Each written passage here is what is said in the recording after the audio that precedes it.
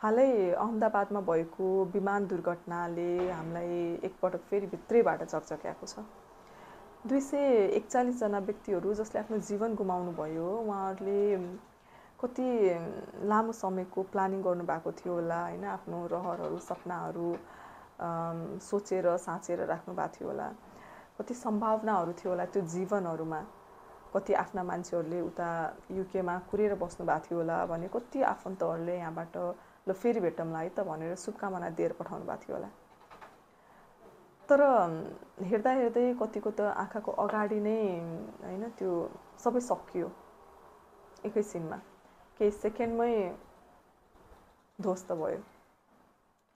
बेला बेला यस्तो घटनाहरू भइराख्छ जसले हाम्रो अस्तित्वमा एउटा ठुलो थप्पड हानेको जस्तो लाग्छ के मलाई।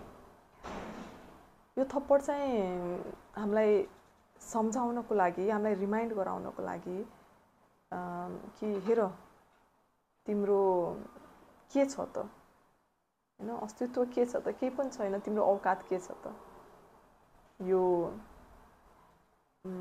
हामी धेरै विकास गरिसक्यौँ, कहाँ पुगिसक्यौँ भन्छौँ, तर कति कुराहरू छ जुन हाम्रो कन्ट्रोलमा न हिजो थियो, न आज छ, न भविष्यमै पनि हुन सक्दैन हैन।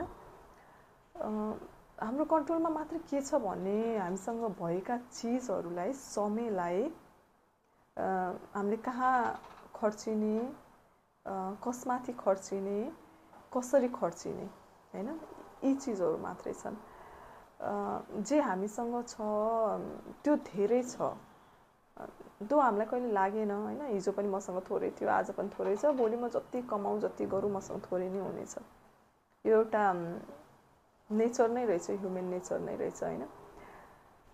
तर म के गर्न सक्छु भने त्यो थोरैलाई धेरै बनाउन कोसिस सँगसँगै जे छ नि थ्याङ्कफुल, एकदमै धेरै थ्याङ्कफुल चाहिँ म हुन सक्छु। म त्यो 241 व्यक्ति मध्येको एउटा परिन हैन। हिजोको त्यो भूकम्पमा हजारौँ हजार व्यक्तिहरूमा म एउटा परिन। त्यो कोरोनामा लाखौँ व्यक्तिमा म एउटा परिन। म थ्याङ्कफुल छु म आज यहाँ बसेर भिडियो बनाइरहेको छु यो। तर म सचेत पनि छु कि नेक्स्ट मोमेन्टमा म हुन पनि सक्छु, नहुन पनि सक्छु हैन।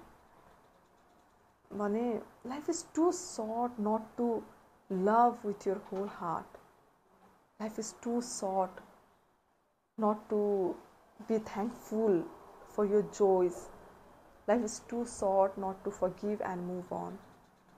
Life is too short not to chase your dreams. Life is too short not to try even if you are afraid.